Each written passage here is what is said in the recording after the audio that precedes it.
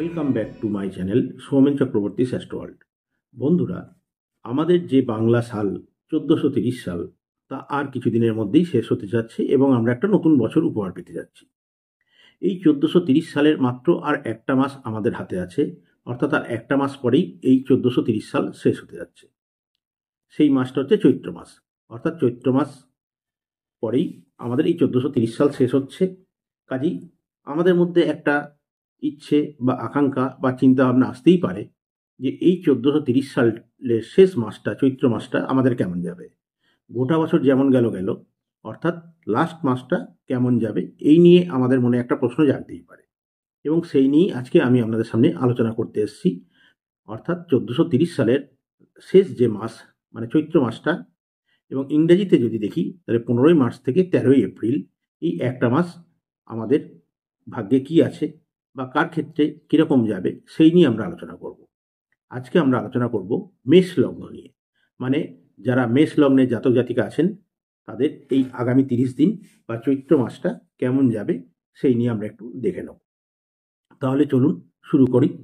তবে ভিডিও শুরু করার আগে আপনাদের কাছে একটা রিকোয়েস্ট, আপনি যদি আমার চ্যানেলে নতুন এসে থাকেন তাহলে অবশ্য করে চ্যানেলটিকে সাবস্ক্রাইব করতে ভুলবেন না, এবং যারা অলরেডি আমার চ্যানেলকে আগের থেকেই সাবস্ক্রাইব করে আমাকে এনকারেজ করেছেন, অনুপ্রাণিত করেছেন, তাদের সকলকে আমার তরফ থেকে এবং আমার চ্যানেলের তরফ থেকে অসংখ্য অসংখ্য ধন্যবাদ। তাহলে চলুন শুরু করি যে মেষ লগ্নের জাতক জাতিকাদের আগামী এক মাস বা এই চৈত্র মাসটা কেমন যাবে সেই নিয়ে আলোচনা।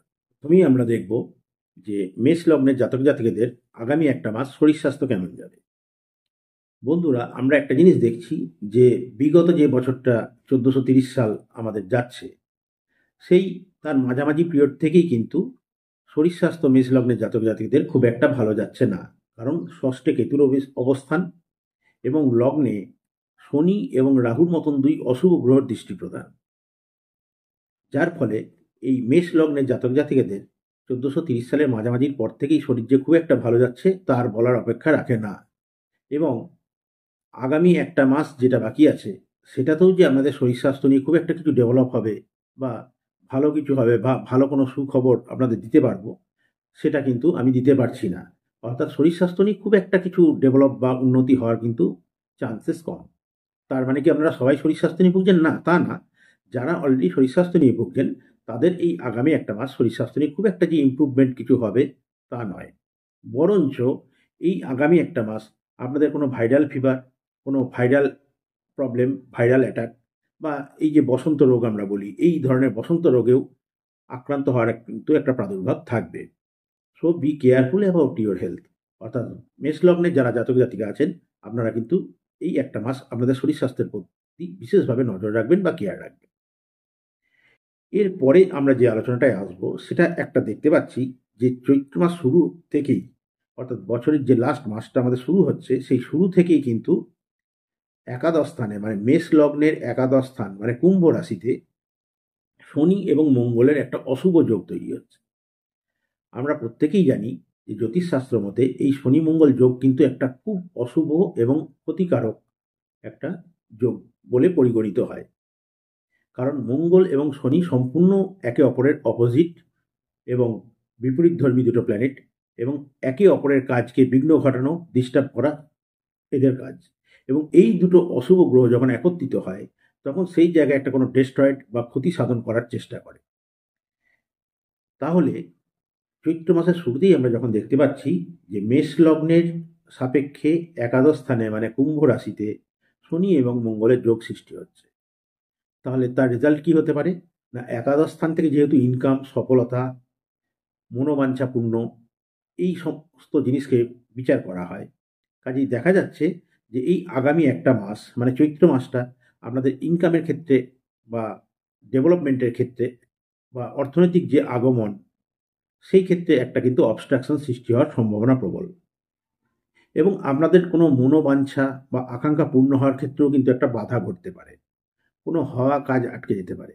অর্থাৎ এতদিন ধরে লড়াই করে যে কাজটাকে আপনি কমপ্লিট করে নিয়ে এসছেন, হয়তো লাস্ট কিছুটা বাকি সেটা ফিনিশিং হতে, সেই মুহূর্তে এসে কিন্তু সেই কাজটা আটকে যেতে পারে, বা যাকে বলে কুলে এসে তরি ডুবে যাওয়া, এই ধরনের কোনো ঘটনা এই শনি মঙ্গল একাদশে অবস্থান করে কিন্তু সৃষ্টি করতে পারে।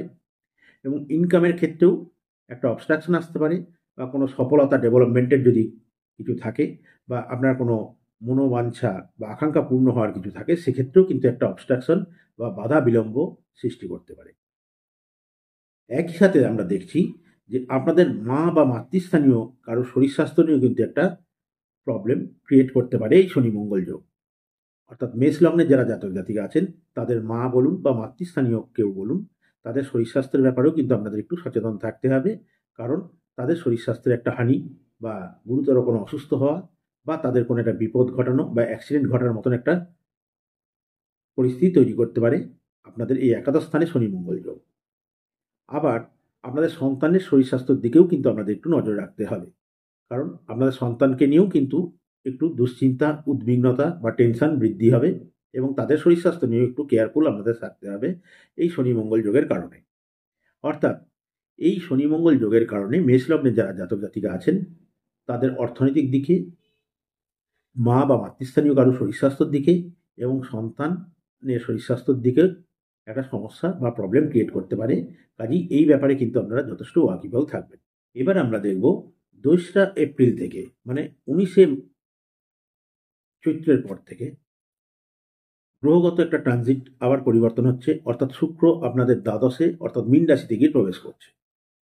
তো এই শুক্র যেহেতু মেষ লগ্ন জাতক জাতিকাদের সপ্তমপতি অর্থাৎ দাম্পত্য জীবনের অধিপতি বা স্বামী বা স্ত্রীর অধিপতি, সেই যখন দ্বাদশে গিয়ে অবস্থান করছে, একে তো আপনাদের একাদশ স্থানে শনি মঙ্গল যোগ আগের থেকেই তৈরি হয়ে আছে, এবং সেই দাম্পত্য জীবনের অধিপতি যখন দ্বাদশ স্থানে গিয়ে অবস্থান করছে, তখন একটা আপনাদের দাম্পত্য প্রবলেম বা দাম্পত্য কলহ বা পারিবারিক একটা কোনো কলহ সৃষ্টি হওয়ার একটা যোগ তৈরি করছে।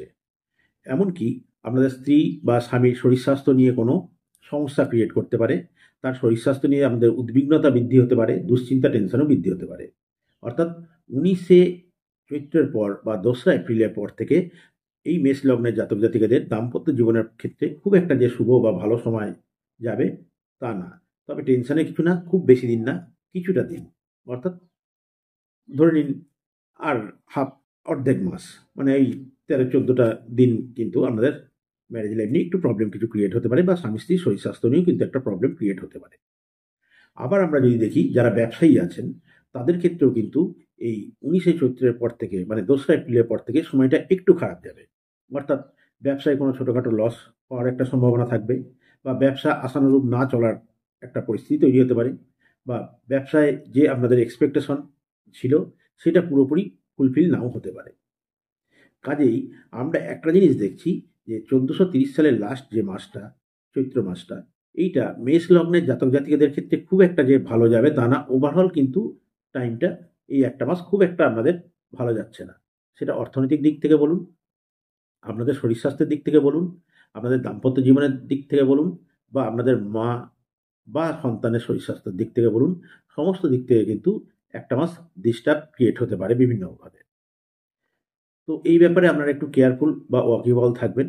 এখন আমি আপনাদের যেটা বলব, যে একটা প্রতিকার আমি আপনাদের বলছি, যে এই প্রতিকারটা আপনারা মেনে চললে এই প্রবলেম থেকে অনেকাংশেই আপনারা কিন্তু লাঘব হতে পারবেন। সেটা কি না, আপনাদের যে কাজটা করতে হবে, আপনাদের শনির একটা প্রতিকার এই একটা মাস করতে হবে।